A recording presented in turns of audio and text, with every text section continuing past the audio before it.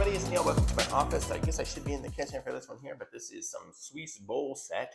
So we're going to try this thing out. It's made by Sweese, S-W-E-E-S-E. So we're going to give this thing a look-see and see how these things are. This is kind of a cool little, just a little mini bowls that it comes with. So here's some instructions, I guess, for it. Oh, this is the extended warranty. It's funny, it didn't quite print correctly. Neither did the back. Haha, it's kind of funny though. And let's see how the bowls look. So this is what they look like. They're kind of a different shape. It's not quite round, but this is how it is. And it's a nice porcelain bowl. It's got some good weight to it. I'm sure if I smashed it down, it would break, but it's glass for sure. So it looks like it comes with 1, 2, 3, 4, 5, 6 of them. That's correct, because that's what I ordered. So that's what these are. These are these little Sweese ones. You can put little dips or something in there.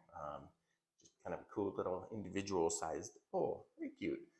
Dipping sauces, pretty much anything. Put a little cheese dip in there for if you have some chips and queso for individual use, or even just the salsa would be good in there too.